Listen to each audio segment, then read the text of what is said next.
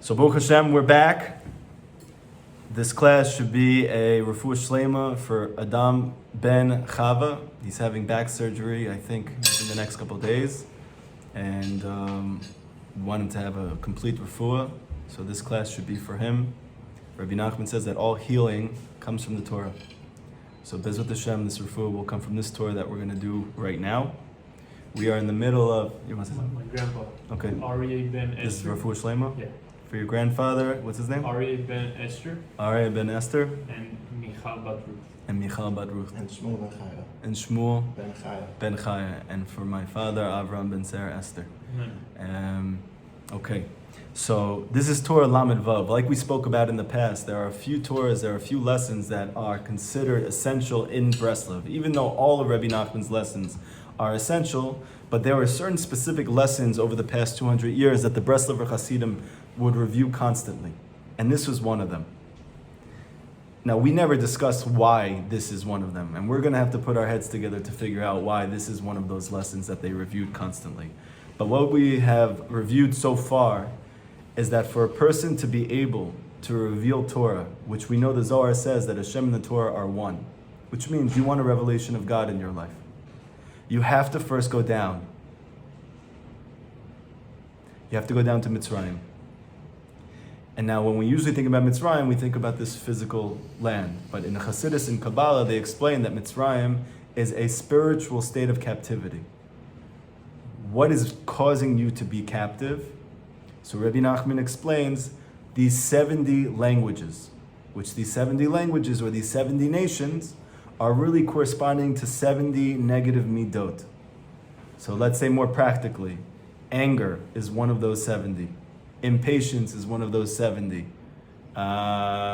Desires that are beyond what's necessary, let's say for money or for sex or for food, right? All of these are one of the 70. And all of those 70 are considered exile. It's not our home. Because the Jewish soul has no kesher to these things whatsoever. So you're going to say to yourself, what do you mean we have no kesher to those things? That's my whole life. My whole life is like struggling with anger. My whole life is struggling with sadness. My whole life is struggling with my brit, right? So how can you say it's not a part of me? And that's the chap, and that's the chiddush of Chassidus, which is really coming from Kabbalah. That is that the source and the Jewish soul itself is completely attached to God, has nothing to do with any of these things. So then why am I struggling with all of them? Because we're in this world to reveal godliness. And Rabbi Nachman says the only way you can reveal godliness and to reveal Torah, to have Har Sinai, well, what happened first? The Jewish people went down to Mitzrayim first. And Rabbi Nachman is explaining that that was not happenstance. It's not that it happened to be we were enslaved in Egypt and then we received the Torah. It's no. In order to receive the Torah, we needed to become encompassed within all of the 70 midot of negativity, these klipot. Now a person is going to ask themselves, well, 70 sounds like a lot. You know, I'm struggling with like every one of these at some variation, some gradation. Maybe one of them is like the plague of my existence. So how am I ever going to knock off all 70 to have a revelation of God? Rabbi Nachman says, don't worry, I got you. There is one of these 70 which is the root of all of them. And therefore, if you can break through this one, you'll be able to much, much, much easier break through the rest of them. So what's that one? Rabbi Nachman says, Pagama Brit. The desire for sex. That means on some very deep psycho-spiritual level, if you desire to be wealthy, it's really a desire for sex. If I desire to eat without stopping, it's really coming from a desire for sex. If I get angry easily, it's coming from a desire for sex. It's an amazing thing because like Freud would love this, right? That's his whole thing. Evolutionary theory, baby. You know, like we're just like all trying to reproduce, but on a very deep spiritual level, this is a mitzvah, this is a reality. And therefore, in a way that we can't really understand, but when you really, really think about it, it's a very interesting thing. What happens in sexual union? I'm getting something very quickly, and I'm losing everything else. I get some type of immediate satisfaction or something immediate is taking place with me. But then right after that, I not only have nothing that's left from this experience, but I actually lost my steam for all of it. This is the reason why boxers, they don't waste seed, and they're like not even Jewish, while they're training before their fights, for months before. Why? Because they literally feel like they lose their virility. They lose their stamina, they lose their koach. And you know, right after you waste seed, you mamish lose all your koach and motivation to do whatever it is that you're doing. So, this is the point. If we can somehow manage to overcome this thing, we will be able to manage to overcome all things. Now, we're going to say, well, that's incredibly difficult. I've been struggling with this. Well, first of all, I've been doing it my whole life, but I never knew it was a problem. And then when I started to do tshuva, I heard it was a thing. But like, okay, it's just a thing. It's a thing amongst other things. And then I read Rabbi Nachman's teachings, and I'm like, oh my gosh, it's the only thing. And then you're like, wow, thank God for Gedalia, and thank God for this person, and thank God for that person. Because if I didn't realize, I can't be wealthy unless I stop wasting seed, like that was my motivation. Or for this person, that I'm not happy because I'm wasting seed, it's like, okay, that's the motivation for that person. Or for this person who's trying to find a zivug, that's the motivation for him. And for some people, even knowing all of those things, I still can't stop. And I know I was one of those people. So Rabbi Nachman's about to give the tikkun. He's about to show us how you overcome all of it. And now we can understand why Rabbi Nachman's followers would review this so often.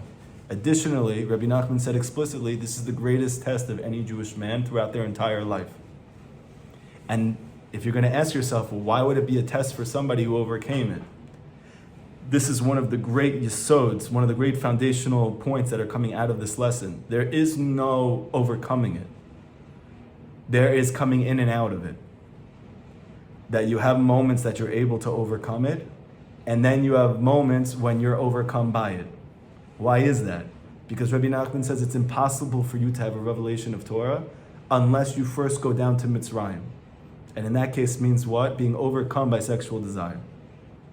So what do we usually think? As soon as I start having thoughts about women, or as soon as I start I'm staring at something and I shouldn't be looking at, or whatever the situation is going on, I'm like, oh my gosh, see, I never made any progress. I'm never going to be able to overcome this. I'm never going to be able to get through all of this.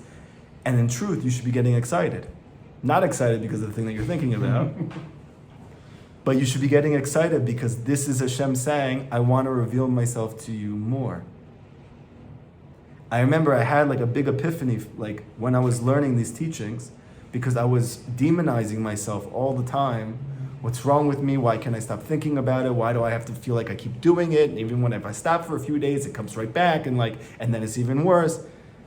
And then all of a sudden, it's like a total paradigm shift. I'm praying Hashem, I want to be closer to you. He says, okay, great. Think about this. And you have to watch how you respond to it.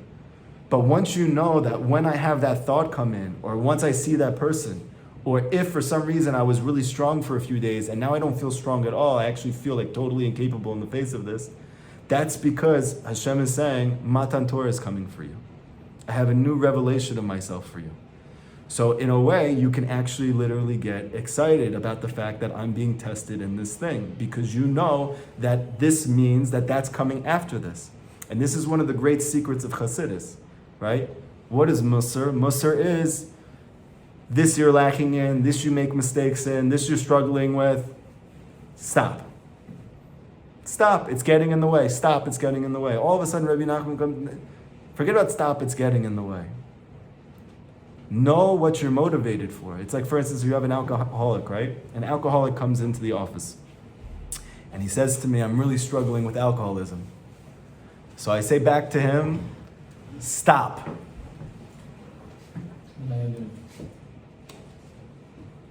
You're ruining your life. Don't you see? You can't keep a job. You can't keep a relationship.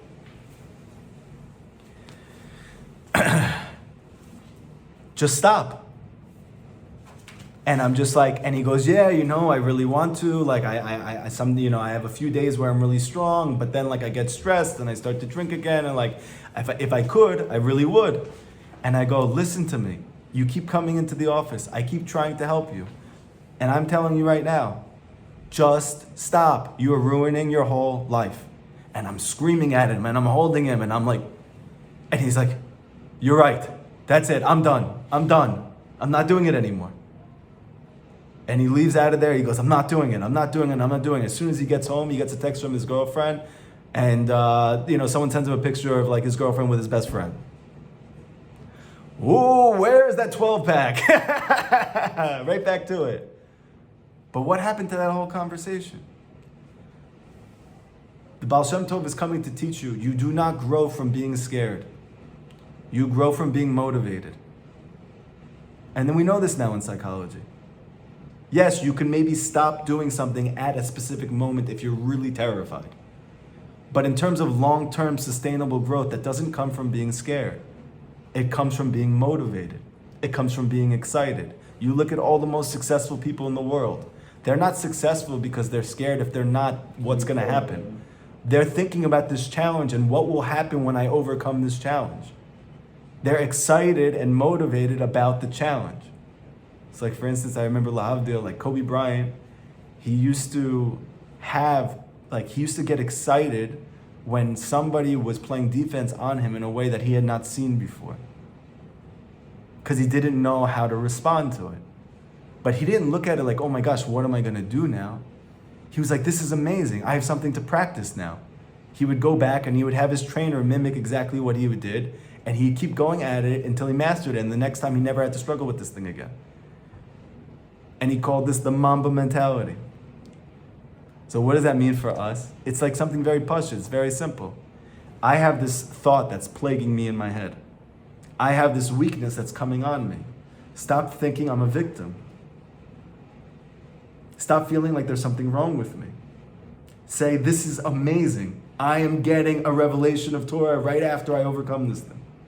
And guess what? You're going to see you have much more strength than before that.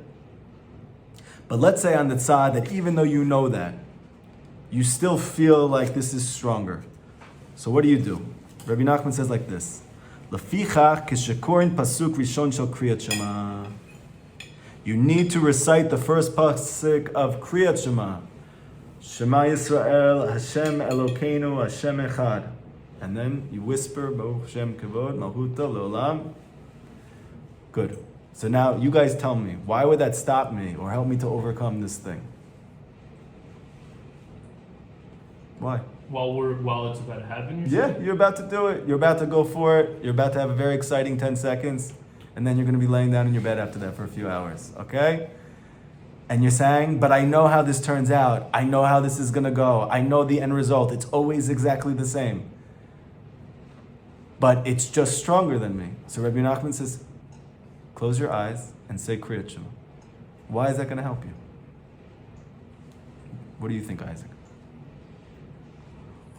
That's one of the most strongest fundamental ways that we can bring Hashem into our consciousness. So when you bring other things, it's like I'll say tshuva, I'll do tshuva tomorrow, But when you see it at that moment, it's like it's like a whole shift in consciousness that you're bringing Hashem into your reality as strong as possible. Wow, that's beautiful. So practically, also you're killing on the right and the left all the evil. Say it louder and with confidence. All the bad spirits that want to attack you At that moment. Yeah. You're saying you're closing your left and your right eye, and so you're nice. And also, when you close your eyes, you're able to concentrate on the reality, on MS. So you're saying at the moment that I'm succumbed by taiva, so you notice something very interesting. It's about something physical I'm seeing. I'm either seeing this physical thing in my eyes or I'm seeing this physical thing in my mind, but it's something external and physical. Rabbi Nachman is saying, close your eyes and say Shema. Okay? So I think right now you both are onto something very, very beautiful right over here. I was going to say to cry also. Oh, so take it easy. Don't show off. We talked about this already. We're going for humility here also. Just because you know something, I'm not trying to get you so confident you just start spewing off. He said if it doesn't work, then... Take it easy. I don't want to, okay. And what do you think? No, you read the whole Torah right before I came here, and so you got nothing to say, huh? No? Tough. I just do the. Yeah. Okay, great. So exactly, Rabbi Nachman said, "Sarich la'atzim et einav." You gotta close your eyes, brother. Close your eyes.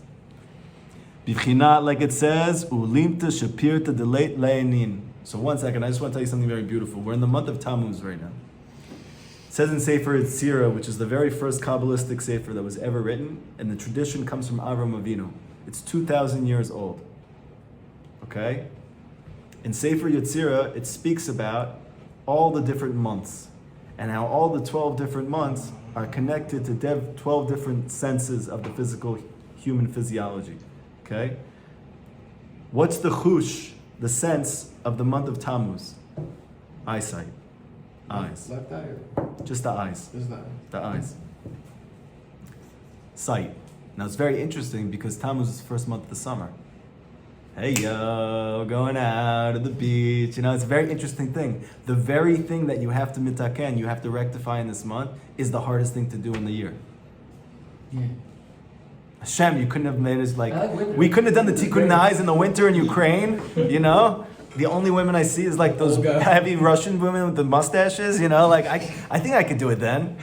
Or at least if I have a shot, it's going to be during that time. It's not going to be during the summer when I'm outside of Tel Aviv, you know? It's going to be very difficult to do it then. Nachon?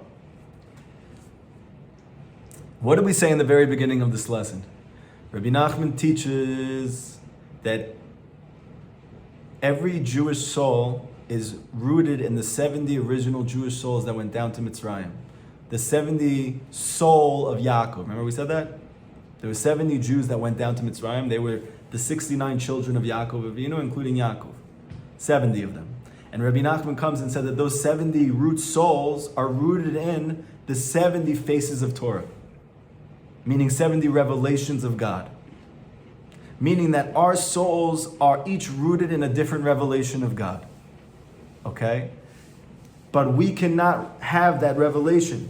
We cannot give birth to that experience of God within us unless we first go down to Mitzrayim. That is the secret of these 70 original Jews going down to Mitzrayim. What's the gematria of 70 in the Hebrew alphabet? Ayin.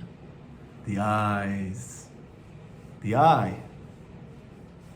If you want, this is a very deep chap, and it's literally based on what you two just said. If you want a revelation of God in your life, when you think of revelation, you think about what I see, no? Isn't revelation sight? Isn't that the whole thing? You want a revelation of God. Rabbi Nachman says, I got the eitzah for you. Ready? Close your eyes. You want to see God? Close your eyes. Is that amazing? Everyone is looking everywhere for God. Why can't we find Him? Because your eyes are open. Comes Chazal in Orach Chaim in the Shulchan Aruch and says, the Mishnah Berurah brings it down, when you say Shema, use your right hand and cover your eyes. Right? Because when you say Shema, it doesn't actually say you have to have your eyes closed. Here he says you should cover your eyes so you don't get distracted. But maybe that's the whole point. Why am I closing my eyes when I say Shema to begin with? So I can see God. The reason I don't is because my eyes are open. Or I stop the physical state, so I can start in the spiritual. Right, exactly. Spiritual sight. You want to say something? So why don't we Just walk around with your eyes closed. Look at two-day- the whole Hasidic two-day world. darkness. we go to a place for 2 days in pure darkness. Let's do it. But only if you come to the yeshiva. If you do it, we'll do it. Because we're literally thinking about what type of trips we're going to go on. Like rafting and like all these stuff. But I would love to do that. I actually had a guy. I know a place. Okay, I had a guy when I was in, when I was just in America just now. He heard me speak in the Five Towns. He comes over to me. He goes, I feel like me and you are really connected. And he goes, I got to tell you something. I think you'd be really into this. He goes, you ever do, it's this thing, you go into a pool of water, sensory deprivation. Yeah. That's it.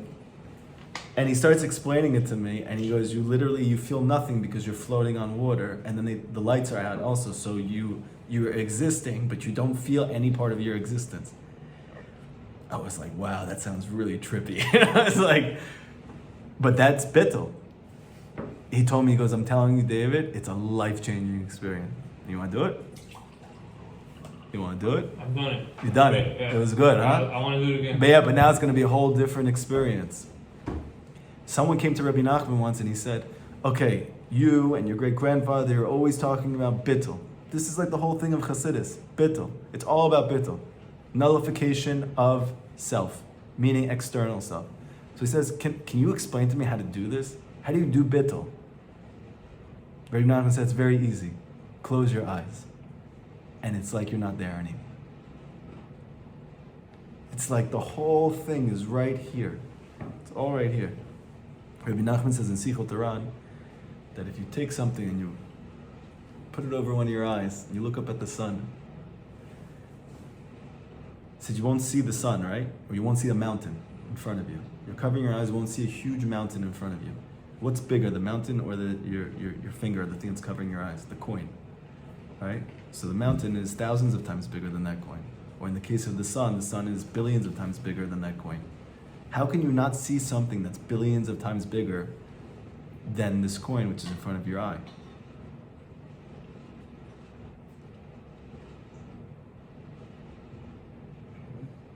Rabbi Nachman says this is the physical world. The entire physical world is like that coin. And it's covering God. And if you can just remove that thing from your eye, you'll see something you can't possibly imagine. You know, my rabbi, Rav Aaron Walken, Zecher Tzadik Livracha, he told me the only time in his life he literally had pachad, he was mamish frightened, was when he met the Baba Sali. And my rabbi was like Ashkenazi, Litva, came from a big Lithuanian family of Rabbanim, like so not into Kabbalah and like voodoo and yeah, it's a party like Mekubalim, like it's not his thing. Not that he's like he loves every Jew, like whatever. He was an amazing person. And he like revered every, he used to love Rav Avadia Yosef's Svarim on Halacha. He thought they were the greatest thing in the world. But in terms of like all of the stuff that we're all into, he was just not his thing. One day he never left, this amazing story, he never left the yeshiva. He was like those stories of like the Vilna Gaon, he never leaves the place and like he keeps his foot in like cold water just to keep himself up. Never left the yeshiva. And when he got married, his father-in-law wasn't even a Chabadnik, but he used to go and wrap tefillin for sick Jews in the hospital in Israel. So while my rabbi was like learning there, his father-in-law kept saying to him, Aaron, come with me. I want you to come with me. I want you to see what this is amazing thing. He goes, yeah, like amazing, it's not really for me. And, every time he came up with like another excuse. And then he realized like, oh, he's not doing it for me. Like he wants me to be proud of him that he does this thing. So he said, okay, I'll come with you, but just this one time. So he said this one time he goes. His father is asking? His father-in-law. Yeah, my rabbi's father-in-law. So he goes with him to the hospital in Israel. And they're there and they go up to in this person's room. And he says, the father-in-law says, how are you doing? And the guy's like, oh, not good. He goes, you want to wrap tefillin? And he's like, no, I can't. He's like very sick, He goes, I'm telling you, like, it would be really good for you. Really, really good for you. Oh, I can't. He goes, why don't you want to do it? What do you have to lose? Look how sick you are. You're like dying in the bed right now. You're like, he's Israeli also. So he's like, giving it to him. Put on tefillin. He goes, no, I can't. What's wrong with you? Why are you so stubborn? And like my rabbi said, and he's like so not, he's American. He's like sitting, he's like literally, he said, I'm like crawling out of my skin watching this. Like, this is when I left this year. He goes, oh my gosh. And he was young, he's watching this whole thing. And he goes, why don't you want to put it on? Just tell me. And the guy said, I'm an Arab. I'm Arab. I'm not Jewish. Get out of here. Leave me alone. And he goes, I don't even want to say what he said back to him after that. But anyway, they went out of here. I know we have a very sensitive modern audience, so I'm just going to... They went out of there, And my rabbi now is like with him. They're going to like the next room. My rabbi's like, oh my gosh, what am I doing? What are we doing here? Whatever. All of a sudden, like they go to the next room, but my rabbi like maybe goes out. I don't know if he was going to the bathroom, whatever he was doing, but he saw that everyone was leaving their hospital rooms and they were all going in lines to some place. Like some like creepy horror movie, you know, like where everybody rises up from their beds, you know, and they're sick. And he says he sees them all going out. He's like, what is going on? So he starts following them. And he sees they're all going to this one room in the hospital. And they're all lined up outside of this room. And he's trying to look in, you know, what's happening, you know, he doesn't. And then all of a sudden he sees that there's this person standing in front of the room and looks like maybe like a gabbai or something. So my rabbi asked him, like, why is everyone getting up from the bed? And why is everyone like, they're like, the Baba Sally's here. He was like checked into this hospital room. But once they all saw he come in. So he was in the hospital? Yeah. Everyone came to go see him. And he had his gabbai with him. So his gabbai is like letting people in to see the Baba Sal. So my rabbi like can't believe it. And plus, again, like I told you, he's not into like the whole Sephardi thing. He would never, like, where would these two people interact and ever meet? They never would, unless he decided this one time to come with his father-in-law to the hospital. So he goes back to his father-in-law and he tells him, he goes, you're not going to believe what's, the Baba Sally's here. He goes, what?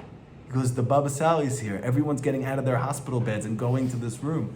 And he goes, you American idiot, the Baba Sally's not here. You're so stupid. And whatever. And he goes, I'm telling you he's here. He's like, you Meshuggah, whatever. And then he's like, oh, whatever, I'm going. So now he's like, my rabbi's like looking outside of the thing. And the gabbai goes into the room. The Baba Sally like sends the gabbai back out. And the gabbai points to my rabbi out of the whole people that were in this line. And he said, come here. So my rabbi goes over to him and he says, the Baba Sally wants to speak to you. He said he was already like, what's this, scared? And he comes in and he said, when I saw him, the biggest pachad I ever had in my life, the scariest thing I ever saw in my life. He said he's there in like a purple silk pajamas. And he says he had this unbelievably long fingers, like to here. Yeah, those fingers. Yeah, like the these, pictures. yeah. He said he had these unbelievable long fingers, and he said he's sitting on his bed, staring like this, like he's not here. He's somewhere totally different with this look of like the Vekas in some type of place. And he said, I just saw him, and he said it was almost the scariest moment in my life, just looking at him. And then he told me certain things about me, which he didn't. He said, like, I don't really tell people what he told me. He did actually tell me, eventually privately, I'm not going to say what he said, but things about what he would eventually do, which he did. But after that, my rabbi said, like, imagine when we go to Shema after our life. And he said that for the first time, I actually felt like pachad, and it was in front of like just a human being.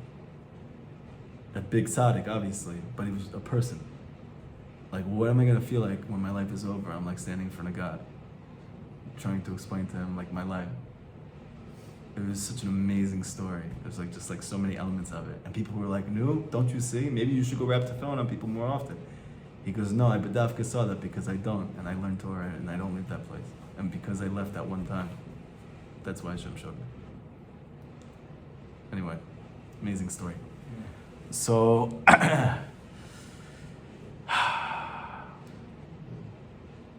what was it the Baba Sali was doing? His eyes were closed to this world, and he was seeing God. Now, there's a Zohar. The Zohar says, "Ulimta shapirta deleit la inayin," and this comes up many times in Likutey Moharan. The beautiful maiden who has no eyes. This comes from Parsha Mishpatim. This is a very famous part of the Zohar, because this entire Parsha in the Zohar, there is a special guest character in the Zohar, and he's called Saba. Oh yeah, he's called Saba. And this Saba, why is this so famous and well known? Because he just tells riddles. He's telling like these wild riddles, and all of Rabbi Shimon Bar Yochai's students, who were like the biggest chachamim of the generation, they couldn't understand anything he was saying. And the Zohar is discussing their conversations. So this line comes up, which is one of the most famous lines of the Zohar, which says the beautiful maiden without any eyes. And if you look at the Matok Midvash, this is the most famous Perush on the Zohar. So the Matok Midvash says this is speaking about Rachel. Rachel. So we know that when it came to Leah, it said that she had weak eyes. Her eyes were soft. And it said about Rachel that she was beautiful and attractive. So the Zohar is pointing out, it's very interesting because speaking about Rachel. So if you have weak eyes, okay, that's interesting. Why are we saying that this woman, Rachel, is so beautiful and attractive? So the Zohar is pointing out because it says nothing about her eyes. I mean, she doesn't have any eyes. Her eyes are closed. That's why she's beautiful. As opposed to Leah's eyes that were weak because everything that she saw, Rachel's eyes were beautiful because she didn't see anything. Okay, it's a very deep thing. Now in Kabbalah, we spoke about this in the past, that Rachel represents the sphere of Malchut. Malchut is the lowest of the 10 sphirot. And everything in the Torah about Rachel is really about the sphere of Malchut. Additionally, Leah, who's her sister, her older sister, she represents the sphere of Bina, the highest female sphere. And everything about Leah is really a reflection of the sphere of Bina. In the Zohar, it's called the Upper Yerushalayim, the Lower Yerushalayim, right? We're waiting to have Yerushalayim built. Hashem says, I'm not going to enter into Yerushalayim above until you build it below, right? This is all about Rachel and Leah. And everything in Kabbalah is about the tikkun of Rachel and Leah. And that's why in Tikkun Chatzot, the first part is tikkun Rachel, and the second part is tikkun Leah, because we're trying to rectify the Shekhinah. And the Shekhinah is made up of these two feminine components, that of Bina, that of Malchut. The upper Shekhinah and the lower Shekhinah. Leah and Rachel, okay? Now it's very interesting because it says that Rachel is beautiful and it doesn't say that Leah is beautiful. In Kabbalah they explain because Rachel is called the revealed world, whereas Leah is called the hidden world. Whereas something is revealed is beautiful, something that's hidden is not. Down here. Right. But when we get to Olam Haba, then we get to see Leah's beauty. Now it's interesting because Rachel had Yosef, and Yosef as well is the only male who's described in the Torah as being beautiful, just like Rachel. Like he was actually very physically attractive. Why? Because he represents and he's connected to Malchut, a reflection of this beauty in this physical world. You get to see it. But where does Mashiach come from? He comes from Leah, comes from Yehuda. Why does he come from Leah? Because David's beauty, you can't see on his face. You only see it in his heart. And that's the beauty of the world to come. Not what you look like, what's going on inside of you. Okay? There's many beautiful expositions of it, but this is like a very important concept that throughout all of Rabbi Nachman's teachings, we're going to be discussing. This idea of Malchut, Rachel. Now, we know as well in the first Torah, Likutey Moharan, the first thing Rabbi Nachman speaks about when it comes to Malchut is that she has no light of her own. She has no light of her own. She only receives light from that which is above her, like the moon and the sun. So she's like the moon. But also when you learn Rabbi Nachman's teachings, you see that when it comes to what you look at, the way that we usually think about eyesight is we're just receiving images that are being projected to us. Once you start learning Rabbi Nachman's teachings, you see that on a very deep level, your eyes are actually projecting out vision onto the thing that you're looking at, and then it reflects back the thing that you have stricken with your eyesight. It's almost like Superman, you know, when he went like this, and he would shoot the laser out, and he would break and destroy that thing. So he says, whenever you see anything, that's how vision actually works. It's not just you are the recipient of a reality, you're actually causing that vision to be experienced within your mind's eye. How do you do that? Just by looking at something. You don't know this is happening, but your vision is coming out of your eye, striking the thing, the object that you're looking at, and the object then reflects that light back into your eye in a way that you can experience. In fact, Rabbi Nachman teaches and alludes to the fact that this is the secret of Or Yashar and Or Chozer. In Kabbalah, this means a straight light and a reflected light. They explain that this is the secret of tzaddikim and balei tshuva. That tzaddikim connect to Hashem through or yashar, a straight light. Whereas balei tshuva, they connect to Hashem through reflected light. It's like refraction of vision. But when it comes to Rachel Imenu, her eyes are closed and she has no vision of her own. She doesn't have vision to project out. So what does she do? She closes her eyes. And that's how she gets to see God. And that's why she's so beautiful. And that's how we tap into this. Okay? Say Shema and close your eyes. Ki tikun shel nut shebala adam. Because the rectification of these sexual thoughts that come to a person, shiyomar Shema Baruch Shem. It's when you close your eyes and you say Shema Yisrael and you say Baruch Shem. Ki tava niuf hi ba'a me'achiru damim. Because the desire for sexuality that's beyond actually what you need, or for the mitzvah, where is that coming from? It's coming from what's called turbidity of blood. Meaning that within a person's blood, within a man's blood, there's a lot going on. And you have many organs in your body to actually break down, let's say, excess and bacteria that's traveling through your blood and filtering out. There's like a whole filtering system that Hashem created in your body called the lymphatic system. Not emphatic, but lymphatic. Okay? So when people ask you, why are you so excited? Tell them, I'm lymphatic about this. It's very important. I was just kidding. That was my white humor. Okay, so now anyway, like this. You have a lymph nodes, right? You have a lymphatic system. What's the point? To filter out your blood. So Rabbi Nachman says that on a spiritual level, that's reflecting your spiritual blood. And that excess that's in your blood, it needs to be filtered out. And until you filter it out, that's actually all traveling up to your mind and creating these thoughts. And if you're able to filter out the excess which is in your blood, you will stop having these sexual thoughts, which is very fascinating. And Rabbi Nachman says like this, Hainu mitachol, meaning from the spleen. What's the spleen do?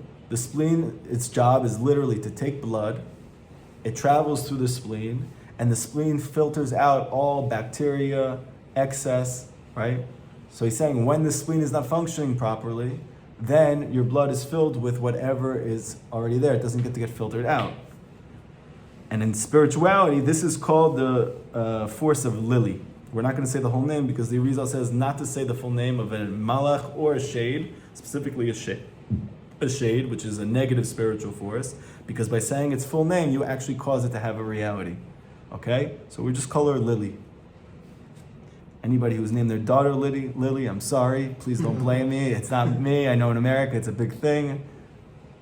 You can always create a Hebrew name, you know. I know people like actually that their names are Lily and then they become converts or balei tshuva and whole thing. Anyway, in Kabbalah they explain that whenever the Torah is speaking about the negative force of negativity in the world, we call him the Satan, right? But in Kabbalah, one of the main ideas within Kabbalistic literature is that everything has a male and female dimension. Everything in Kedusha, everything in the Sitra Achra. So what's the counterpart? What's the female counterpart to the Satan? His wife, her name's Lily. So to make it like very, very simple, what comes out of Rabbi Nachman's teachings is that whenever you struggle with something physical, some physical taiva, that's coming from Lily. Not very faithful to her husband, No, this is her job. Her job is to do this to get you to the next point. Which is what? To get you to become mentally confused.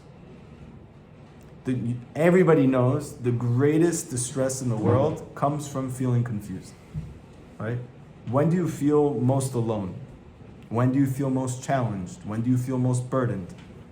When I don't have clarity. Like very simple. Like I could be going through anything. Rabbi Nachman speaks about this. And if I go to a tzaddik, it gives me an eitzah, and it's clear, and I know what to do, it's like everything in my life just changed. Why did nothing change? Why does it feel like that?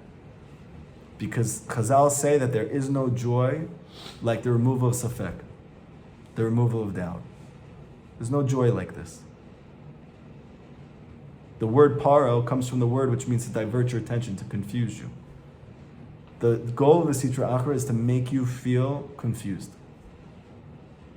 Rabbi Nachman's goal is to make you feel sure, to give you clarity, to give you a derech, to give you direction, to give you eitzin, right? How does he get you there? So they work in tandem.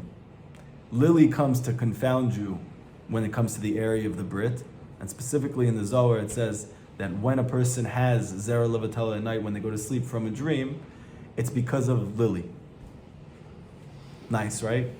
She comes to you while you're sleeping, she projects herself to you through the visage of a woman in your dream, causes you to spill seed, and then you wake up. But when you wake up, you feel frazzled. What's the feeling frazzled? That's the Satan. So the whole goal is to get you first with Lily, and then once he gets you, then you get to the next part. Nice, right? Exciting stuff, beautiful, empowering, inspired. Is there a feminine aspect, like really in the holy version of that? Yeah, the Shekhinah, Malchut of Kedusha. That's exactly what we're going to speak about right now. She's Shivcha Bisha. Nice. She's called the maidservant of evil. The evil maidservant, right? Ima the Erev. She's called the mother of the Erev. Like when people speak about this, oh, it's Erev, it's Erev, it's Erev. The lefties, it's Erev, you know. What is Erev? What are these people that came with Moshe and came to Har Sinai and caused the Chet Egel and then caused all of the sadness and difficulties and challenges we've had for thousands of years? So the Erev is actually the souls which are given birth to by Lily. She's the mother of Erev. She Malchut Arsha'ah. She's called the kingdom of evil, the kingdom of the other side. Malchut Dishmaya. What about the Malchut of Shemayim? What about the kingdom of heaven? This is called Gevirta, the mistress. Okay, she's not the maidservant, she's the mistress. She's called Isha Yirat Hashem, the woman who has awe of Hashem. Shehi Bechina Yam Shel Shlomo, the ocean of Shlomo. Medet al Shnei Masar Bakar. We know in the Beit HaMikdash, they had a big mikveh there. This is for you. They had a big mikveh there. And that mikveh, Shlomo designed it, that on each corner, there would be 3 oxen. So in total, there was 12. So they explain why was there 12? Connected the 12 tribes. And within them, there was the mikveh. And the Kohanim would go into this when they wanted to go from a state of impurity to purity so they can perform the avoda. Why was he so makpid to have these 12 on the outside? Because in Kabbalah they explain that all Kedusha is only found within those 12 tribes. In that space there's holiness. Outside of their space there's no holiness in the world. So it means something very simple for us. Within the Jewish people there's Kedusha. Outside of them there is none. And any that is outside of there is really because it belongs within there. And we have to return it back to that pool. But it's all in that space. That they are the Shneim Asar Shivteya. That they are the 12 Shvatim of Hashem. She'adam mikabel alav o malchut shemayim. When a person receives on himself o malchut shemayim, meaning he says Shema, by saying these 2 pasukim. Shekolel et nishmato kishnei masar shivteya. He encompasses his soul within that mikveh. He places his own soul within that place of kedusha, within those 12 tribes, within the malchut of holiness. Meaning, he is currently attached to the other side. That's what's causing him to feel that taiva. That's what's causing him to have that thought. So what's going on right now? I'm attached to Lily, the mother of the Erev. What do? I need to disentangle from her, and I need to attach myself to Kedusha. What's the mechanism you do that? Close your eyes and say Shema. How many words are in Shema? 12. 12 words, connected the 12 tribes, because that's the place of Kedusha, yeah. Including Baruch Shem? Including Baruch Shem. 6 on the top, 6 on the bottom, 12. We'll take it even further. How many letters are there within all the 12 tribes' names? 49, very good. There's 49 letters. How many letters are in Shema Yisrael, Shem Elokeinu, Shem Echad, Baruch Shem Kavod Malchut Olam V'ed? 49 letters. And how does also? That's a different thing. But it's exact. 12 words, 12 tribes. 49 letters in the tribes. Literally, these 12 children of Yaakov, they make up the Shema. It's fascinating because where do we get Shema from? We get it from Yaakov's kids. Where does it come up in the Torah? Yaakov wants to reveal to them about the coming of Mashiach, and then he gets a fright because he feels like he lost his vision, his clarity about how Mashiach was going to come, and he thought he lost it because his kids weren't roi, they weren't zochen. And he was nervous that after all that he did in his lifetime, he hadn't actually prepared his kids to be able to experience God. And so they said to him, Shema Yisrael, because his name was Yisrael. Listen, Yisrael. Listen, Abba. Hashem Elokeinu, Hashem Echad. Don't worry, we got it. That's where Shema comes from. really Yeah. it's Yaakov's children saying, Shem- but why are they calling him? That's a Israel question. and Abba? Yeah, that's a question that I have. I haven't got the answer It's yet. it's not. It's Hebrew. a problem halachically. I actually had this question. I don't know the answer. We'll look into it, B'ezras Hashem. Okay? Project for us, a side project. What's the question? Well, how are they calling him Yisrael if that's their dad's name? How are you calling your dad by his name? So luckily it's But either way, the just all of these connections are just unbelievable. And the point is, no, we chapped everything you gave us. We are the 12 tribes. We are the 49 letters of Shema Yisrael. We are the Malchut of Kedusha. All godliness is only within these 12. And those 12 became how many? 70. And every single Jewish soul is rooted in those 70. So again, this should be very, very empowering and so encouraging. Because no matter what you struggle with, no matter what your difficulties are, no matter how long it's been afflicting you, you do not come from anywhere besides that mikvah. You come from that place of Kedusha. You come from there. So anything that you're doing that's not like that, you have to know that's not you. No matter how many times you do it, even if you do it more than any other person in the world, that is them. It never changes the fact that that is not you. And part of you being able to grow and overcome this thing is you have to recognize this is something I do, but this is not who I am. And if you don't make that you don't distinguish that, you don't make that distinction, you're not able to overcome it. Because you assume the reason I'm struggling with this thing is because I have a lacking inherently within me. But you don't, because you're a Jew. How do I know? But maybe I'm different. You can't be if your mother's Jewish. That's the whole point. Check between your legs. If you have a Brit Milah, it can't be. Remind yourself.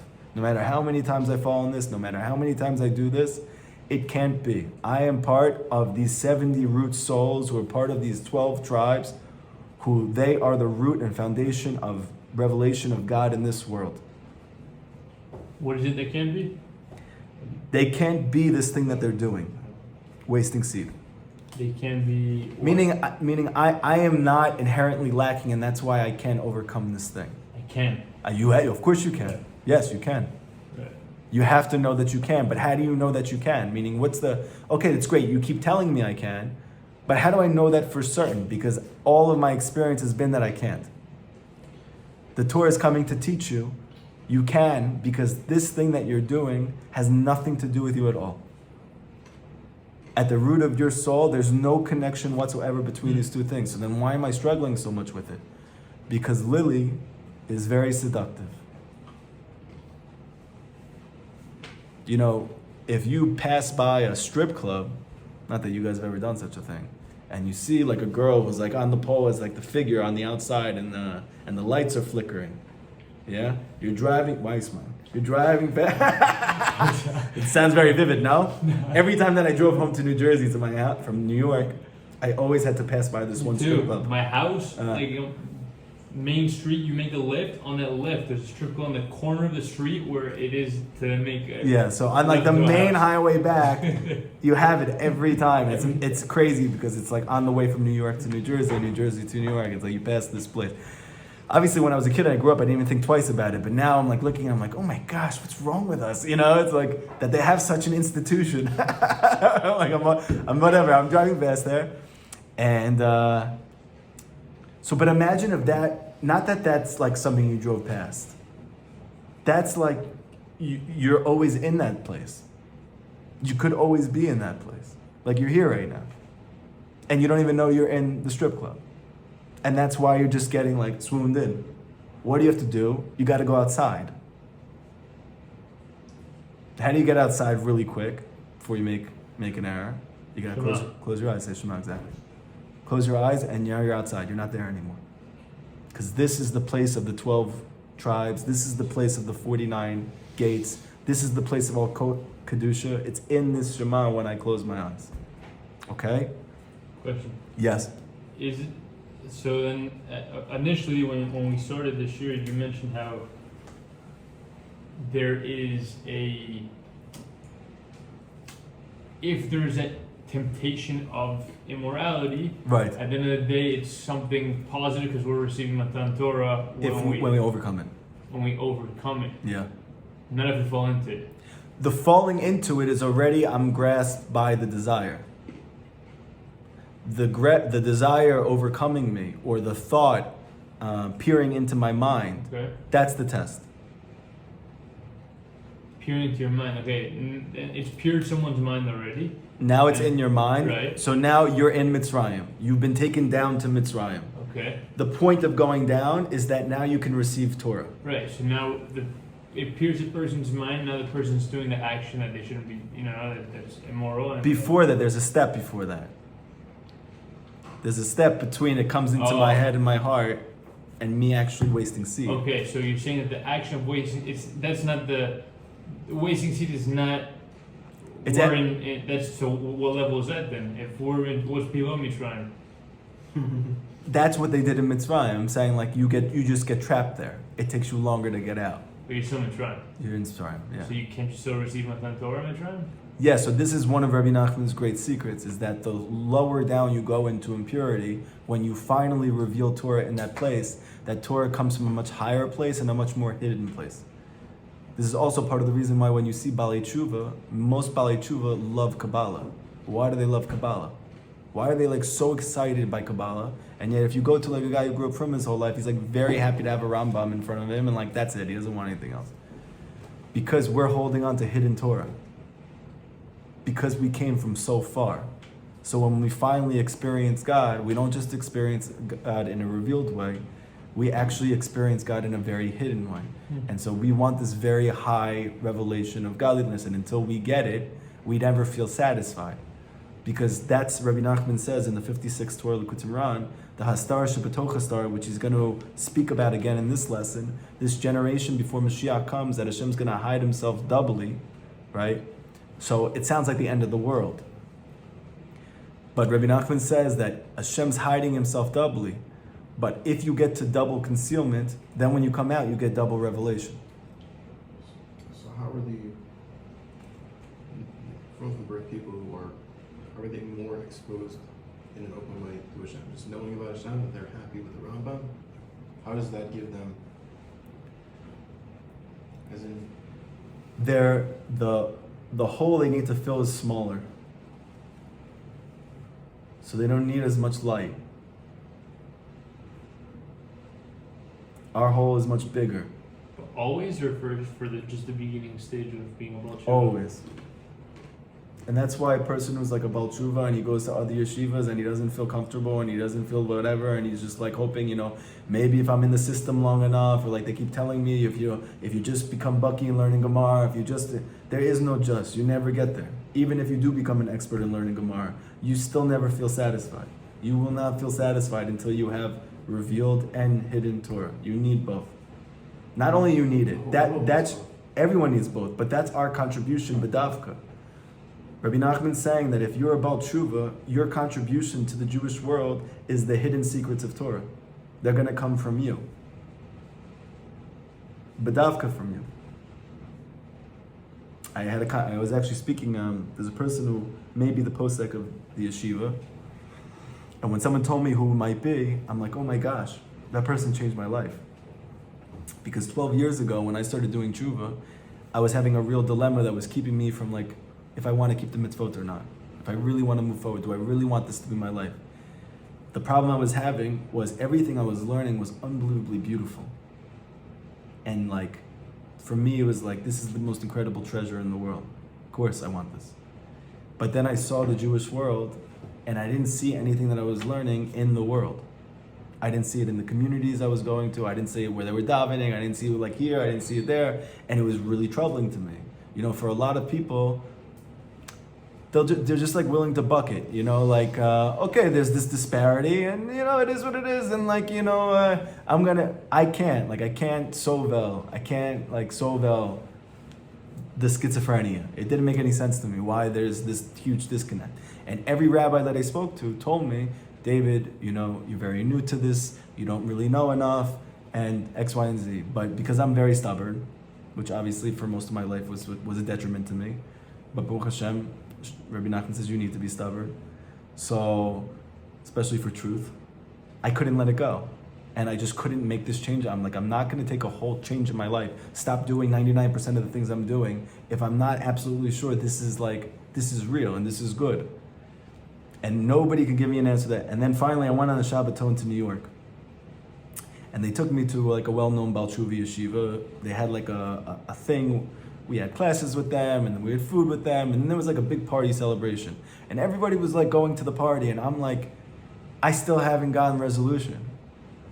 I'm like, I gotta find, like, please, like, someone should answer me that makes sense to me. Like, just, I go, I'm like, I can't stay here. I like went out and I went to the Beit Midrash, and I see a rabbi sitting there over a book like this. He's like poured himself into it. He's like the only one not in this party. And I heard him speak earlier. He seemed like such a nice, gentle, like older, you know, person. And I said, you know what, like every person I asked told me I didn't know what I was talking about. I just had this feeling like, let me try one last time. And I went over to him and I sat down next to him and I told him what I just told you about this disparity. And I'm having trouble because I don't understand why there's this disparity. And he looked at me and he told me, you're right. I said, what? He said, you're right, everything you said is true. I said, isn't that a problem? He said, of course. He said, that's why we need you to teach us Torah. This was like a Talmud Chacham. This is a person who had learned for most of his life, I'm sure. He's very well known. If I told you who he was, you know who he is. He was the first person, and by the way, this is how you know when you're by a big person. The bigger the person you come to, the less scared they are to answer your question. If they just like push you aside and like tell you, no, you don't know what you're talking about, it's because that person is scared of you. They're scared of your question. Very, very big people are not scared of anything. That like chizuk that he gave me, first of all, that I had an answer, there's a problem, but also that I could like not just become Orthodox and keep the mitzvot, but like I could have like a real contribution to like the Jewish world. Like he was telling me, he's like, we need you. The one who has like not been a part of this culture, the one who has not been part of this society, someone who literally is seeing the Torah with completely fresh, like unadulterated eyes. We need to hear Torah from you. And that like gave me a chizuk for years. And when I was like struggling and having difficulties in my learning and in yeshiva and I just kept thinking about that thing and it kept me going. And now this person actually might be part of this yeshiva, which is like so crazy. He's not even Breslov, you know, it's like such an amazing, amazing thing. So Bezrat Hashem, hopefully we'll have good news on that front. But anyway, the point is that on a deep level, what is the contribution that I have? It's hidden Torah. It's that specific area, and that's your contribution as well. That's what we need. For Mashiach to come, hidden Torah needs to be revealed. The Zohar says this clearly. So, let's go. We got to work together, okay? But this woman, that she is the mother of the Erev Rav, umafrish nishmato. We need to separate from her, meaning from the soul of the Erev Rav that has encompassed me, which is causing me to have this thought, feel this experience, whatever. Habayima isha zona, because she's coming from the adulterous woman, the prostitute. Really, mama's the prostitute, okay? She is a prostitute. She's shifcha bisha, that she is the evil maidservant. Shehi bechinat, she is the concept of this pasuk. Mimnei sarai gavirti anochi barachat. This is what you asked me. You said, do we have something like this in the Torah? Who is this? How do we explain this? So this whole dynamic between Sarah and Hagar, right? Abraham is the first Jewish man, and the first Jewish woman is Sarah, his wife. Now, many things happen to Sarah that are very fascinating. She gets kidnapped, right? There's a child in her house who's not hers. There's a woman in her house who actually is with her husband, who is not a part of the family, given birth to Yishmael, who is bound in the future to become our greatest impediment to all good things, and it's in her own home. So what is this according to Kabbalah? Sarah represents the Malchut of Kedusha. Sarah represents when you close your eyes and you say Shema. Okay? Who is Hagar, Abraham's maidservant? She is the mother of the Erev. And the whole dynamic between them is talking about this thing. And what happens? The Pasuk says, Mibnei Sarai, because of Sarah, my mistress, I fled. Right? Because she had to flee the house. Means what? The Malchut of Kedusha grew, it became strong, and automatically, as a result of that, I had to run away. What that looks like in the Torah is Sarah telling Abraham, get this girl out of the house. But what it really means is Sarah, meaning your Amunah, telling you, get these thoughts, get this experience away from me. How do you do that? Close your eyes. Close your eyes, say Shema. You're going to feel Sarah, you're going to feel me. And guess what? As soon as Sarah comes onto the scene, she's no friar. As soon as Sarah comes on, Hagar runs away. Because she is Lily. And as soon as Sarah comes up, she goes down. When the Malchut of Kedusha goes up, the Malchut of the other side goes down. Was that? But what does it mean when Sarah comes to the scene and Hagar goes away? What? How does that affect the mean to us? No. How do we see? Like, what is the context of that in the actual Sarah Hagar? Because Abraham had a child with Hagar, right. who's Yishmael, Right. and Sarah said, "Yeah." Sarah, Well, one second. Let me answer this question first. Sarah said, I want you to remove this woman and her son out of my house. And he was like, and he prayed for Yishmael. And because of that, Yishmael has been Matzliach for 2,000 years. It's because of that they have a schut, that they're going to be with us until the days of Mashiach. Because Avraham prayed for Yishmael. Because when a tzaddik prays for something, it happens, no matter what. Right? But did Hagar leave the house? Hagar left the house. Right. Hagar left the house, and she's crying outside, and the Malach comes to her and says, what are you doing? And she said, my mistress came, and I fled. Understand? Wow. Amazing, right? Yeah, you wanted to ask something. So Sarah, was barren for 99 years, and in that time she wanted to have a kid very badly, so she gave Hagar to Hagar. She initiated that. She brought Hagar. I guess Hagar was already part of it. Her whole thing was being this Gyaris. So. Wow, you ready for a big chop? What did we say from the beginning of this lesson? Before you can have a revelation of Torah, you have to go down into Mitzrayim. So now we're learning a very deep secret. How is Yitzchak, who's a baby, who's born, but really is a revelation of God, how is he born? Through Hagar first occupying the house.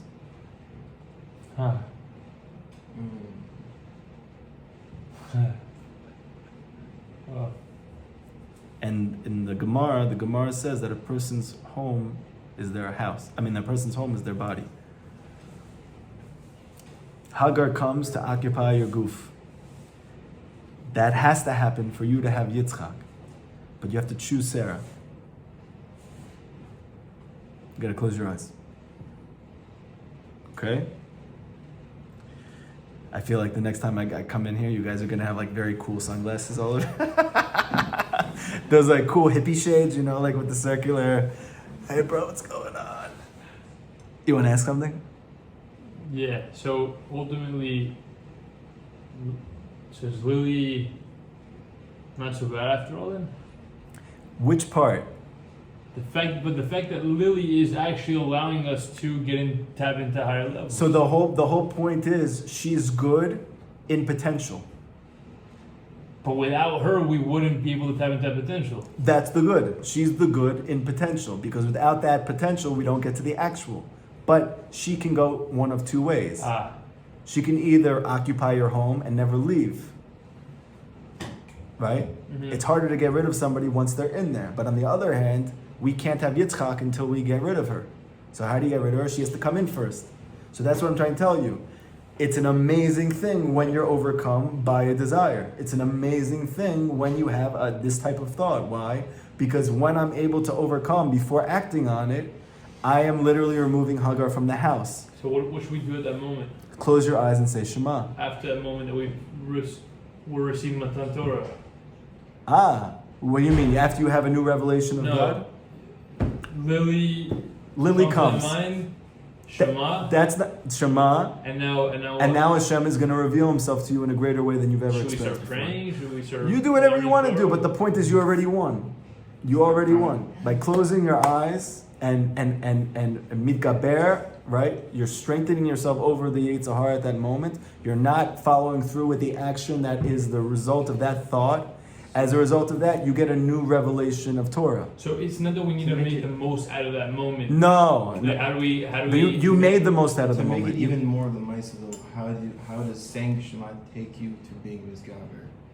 Because Shema Yisrael is the 12 words which represents the 12 tribes, who is the complete makom of Kedusha. So Rabbi Nachman saying that at the moment that you're gripped by this desire to do this thing, it's because Lily is on top of you, naked.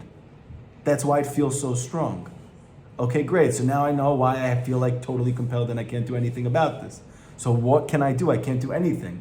Could you imagine, Hasvalila, you have a naked woman on you who you don't want to be with? What are you going to do?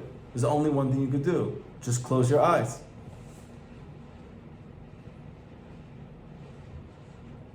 Close your eyes. And when you close your eyes and you say Shema, Rabbi Nachman says that you are automatically cutting off my connection, my attachment to Lily, and I'm attaching to Sarah. And she is a Munah. She's the Malchut. She's the place of holiness. And as soon as I get to Sarah, guess what happens? Hagar flees. She runs away because she's scared of Sarah. This is how getting married protects you. Your wife is there. When someone comes out who's not your wife, guess what happens? Steel chair to the head. You ever watch the WWF? If I had a woman in my home, you know what would happen? My wife, Israeli Yemenite, that woman would be dead. Even before she said anything. It's like, no, this is my cousin. Oh no, she's already down the stairs. It doesn't make a difference. Hagar is scared of Sarah.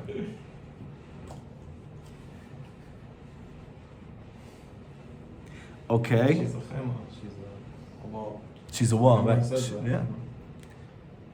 Dafka, it says that she was built. Why does the Midrash say she was built? Because the word for built comes from the word for lattice. Lattice is like, you know, in those like those crochet, the crocheted, like silver armor, right? That was what Hashem was presenting Adam with. like a chainmail. She's chainmail. That's what she looked like for him. Chainmail. Exciting, right? What's the point? That's who she is to you. That's what Hashem was saying. I'm giving you chainmail. And she really is like that. Not just in the fact that she protects you, but even her protection feels very hard and restricting. Meaning you don't even like like this person's saving your life. You're just stuck in a suit of armor for your whole life. You're like, oh my gosh, why are you telling me to do this? And why won't you make me like why are you being so hard about this? And why are you struggling? You know, she's protecting you. Chainmail. Get ready, baby. You're gonna be a warrior soon. Okay? So this is what he says. That this tava barachet v'nit peredet. This desire now flees you and separates from you. Ve'im eino mishtadel legaresh et ha'isha zona. But if you don't try, ready? But if you don't try to expel this woman from the home, azayhu bechinat shivcha tirash gevirta. Then this is the concept of the Yeah. The maidservant, she inherits or she overturns the mistress. Very good. The mistress. Meaning that my effort, my hishtalut has to come in. I have to make a decision that I'm gonna fight. What happens after that? Only Hashem can help me. It says in Masechet Sukkah that if Hashem doesn't help you with your Yetzer Hara, you cannot overcome him. So then what am I supposed to do? You're supposed to put up a fight. What does the fight look like? Because I've tried before, I've tried a million things. The answer is you need to fight effectively. You can't just fight. You know, when a person just goes out of there like wailing his hands, trying everything that he can, so he's going to get knocked out. You need us. So he told you how you do it. Close your eyes and you see God. You see Sarah. And as soon as that happens, she flees. You know, I'll tell you, it's like a crazy thing. I know I had a student in Queens who struggled tremendously. Like, whatever you think that you're struggling with, nothing compared to this person, I'm telling you. Like, wild. Like a real, like, you can go to like NA or SA for, like, it's like beyond. He goes, David, like, I have to tell you this, please don't, like, judge me. I know it's also, like, halachically, it's, like, a problem. But I have to imagine that, like, I would have a heter since it's stopping me from doing this. But, like, it's, like, when I feel like I'm gonna do it and I have nothing else to do, I go in the bathroom and I put on a shiur of yours. A what? A shiur of yours. Shiur. And he says In the bathroom? In the bathroom. Because he's going there to do the thing. And the only thing that could stop him is in taking out his phone and putting on this shiur of Likutey Moharan. And he said it's the only thing that gets me to stop. And the unbelievable depths of that is that Rabbi Nachman literally says that. Because what is Rabbi Nachman's Torah? It's the Eshet Chayil. It's Sarah. It's the Shekhinah. It's like him closing his eyes and saying Shema. He's hearing it and it's getting him to stop because she's fleeing at that moment. So what does he need to do? He has to keep listening. Don't turn off the shiur. Don't turn off the class. Okay? Ki bishnei pasukim, because in these two pasukim you have 12 words. They are connected to 12 tribes. You have 49 letters. That's connected to 49 letters that are in these 12 tribes. And when you receive O Malchut Shemayim. This is the concept of the Yam Shel Shlomo. You are literally immersing yourself in a mikvah at the moment that you close your eyes and you say Shema. Why? Because you're placing yourself in that mikvah, the Beit HaMikdash, that was surrounded by these 12 cattle, which are corresponding. Oh. Is that probably like Navi? Yeah. No, yeah, this is a Navi, the Yam Shel Shlomo. But in terms of Kabbalah, they explain that the Yam is Malchut. The ocean is Malchut. So what did we say so far? The ocean is Malchut. Right, but Shlomo's.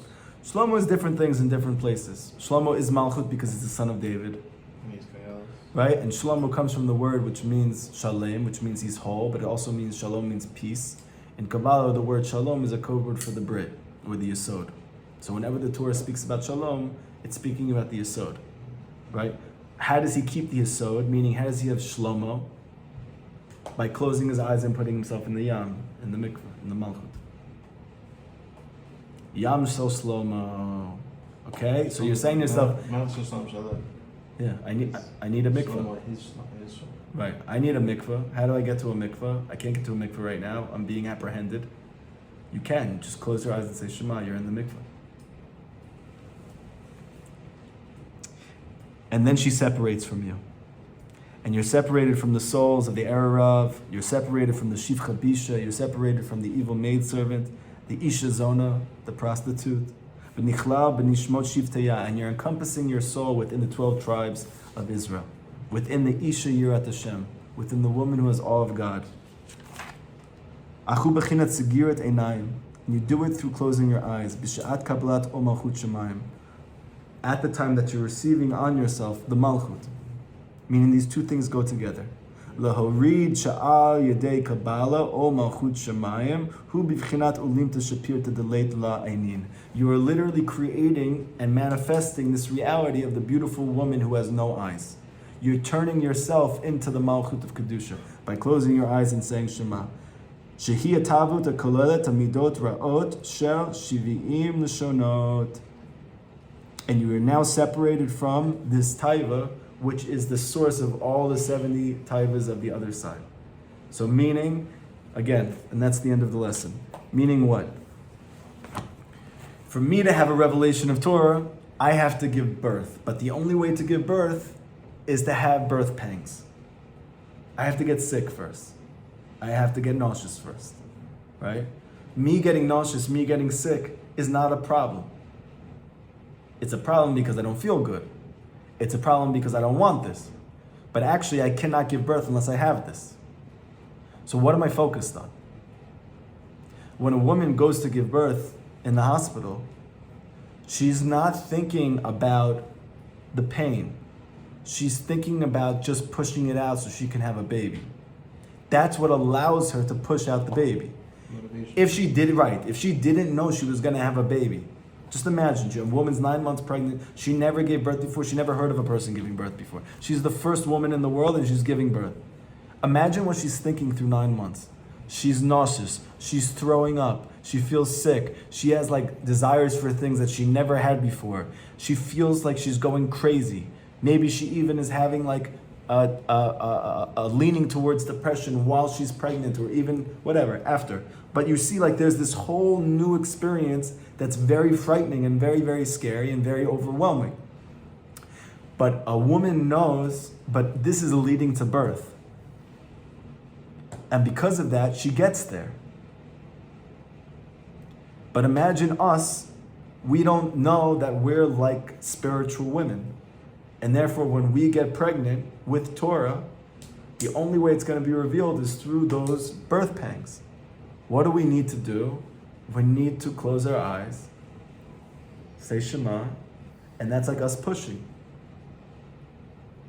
You remember what's the end goal of this. And then what happens through that? You get a new revelation of God, which is like a child. And all of the things that we struggle with, whether it's anger, or whether it's impatience, or whether it's sadness, or whether it's despair, all of those things are all only subcategories of this one thing called taivat niyuf, the desire for sex.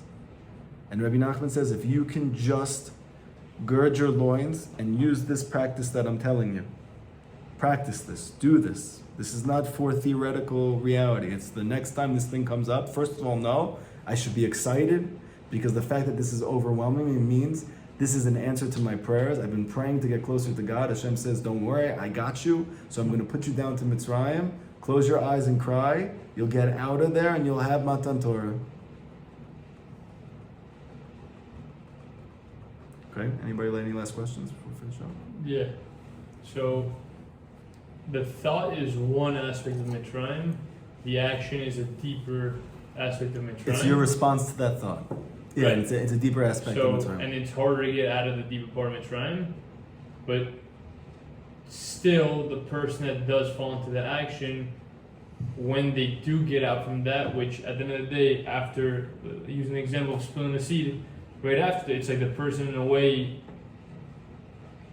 are they not out of it right after they, right after spilling the No, seed? because you lose all of your koach after that. You feel disconnected. So then how do you regain it back? So is it game over at that point? No, chas v'aliyah, that's the whole point of Rabbi Nachman. Rabbi Nachman's coming to tell you, Ein shum yerush ba'olam klal. There is no such thing as despair in the world at all. If you don't have Rabbi Nachman's teachings, then yeah, you're just going to move further and further down. That's the whole point. But what I'm saying is, then what's the difference? Before, Like, after. the thought, the before, after, the thought, the action. If at the end of the day you're still bouncing right out of it and you're still receiving matan Because you're Torah not by getting out. you're not guaranteed to bounce out. You have to bounce yourself out. Can you still get the Matan Torah after falling? You will. You'll get an even bigger one. Let me ask you guys a question. Who received the Torah? Which generation? Generation of Moshe, right? Yeah. How much tumah were they involved in? They were a little bit involved in tumah, or they were a lot involved in tumah. Does anybody know how many levels of tumah they were in? 49 gates of tumah. 50th means you don't exist anymore. Like you have no connection to spirituality anymore. You can never find God again after that. They were right before that point. Who got the Torah? That generation. The biggest chizuk in the world. It doesn't matter how, and this is what Rabbi Nachman would tell his students all the time. It doesn't matter how many times you mess up. It doesn't matter how many times you fall in this. It literally makes no difference.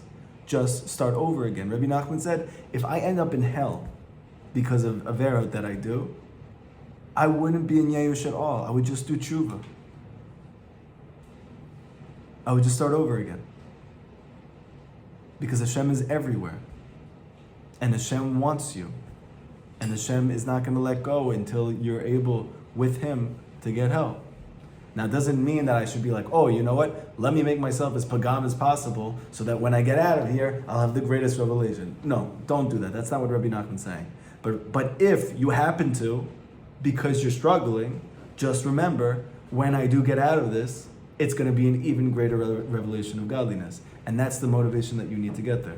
Yeah. And what happens in the case if someone's like, okay, I'll just fall knowing that you know that Matan Torah is coming, but like, let me just. What if someone has an approach like that? That's the wrong approach. But are they still receiving Matan Torah? Everyone has Yeshua at the end if they're able to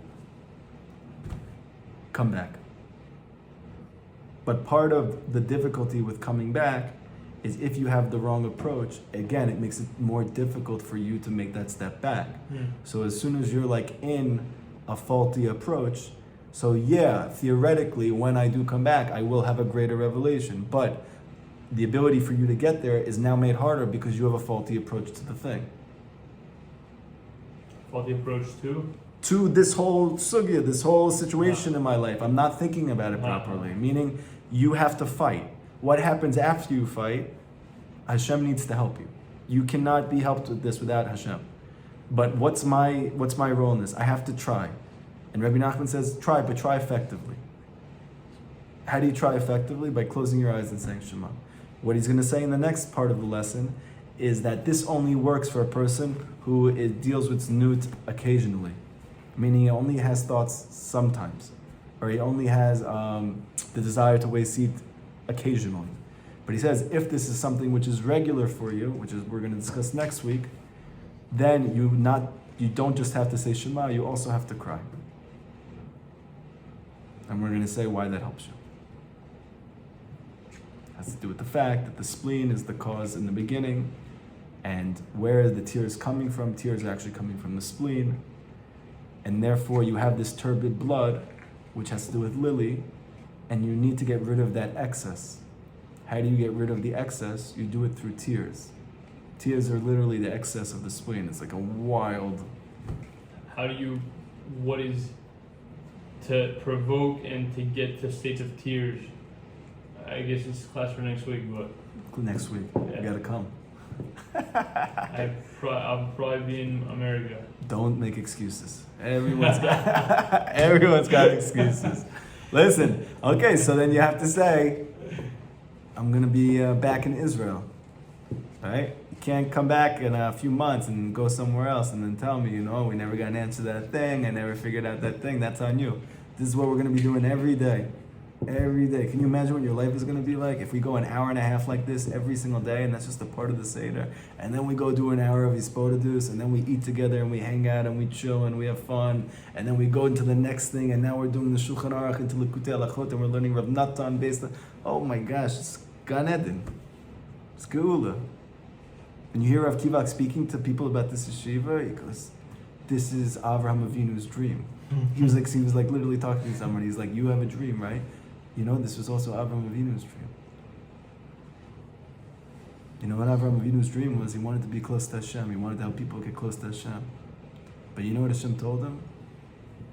You got to go to Eretz Yisrael. What's in Eretz Yisrael? Beit HaMikdash. You need a home. Rav Kivak said something amazing. He said in the very beginning of Moharan, it's speaking about Shicha of Torah, forgetting Torah. And he's bringing that Rabbi Shimon Bar Yochai says, the Torah is not going to be forgotten because of me. And Rav Kivak was saying, but we have the Torah. So what do you mean? If we have Shicha Torah, but we have the Torah, what's the connection? What's Rabbi Nachman trying to say? That this state, this condition of forgetting the Torah means it's right in front of you and you have no connection to it. That's the forgetting. Rabbi Nachman says, I'm the antidote. Because that's the greatest forgetting of all. If you don't see it anywhere, so you know you're missing it. But if it's right in front of you, you think you have it. And you have all of these problems, and you have all these difficulties, and you have all these challenges, and you don't know why, because you're looking at the thing right in front of you. So what's the problem? Because you forgot the Torah. So Rabbi Nachman says, and Rav Kiva was bringing, how do you not forget the Torah? You can't just have Torah. You also need a home. You need the Beit HaMikdash. You need the light that's in the Beit HaMikdash, in addition to the Torah.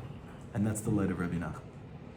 And Bezat Hashem, in 2 months, we'll have not just the Torah, but we'll have a home. Shabbat Shalom.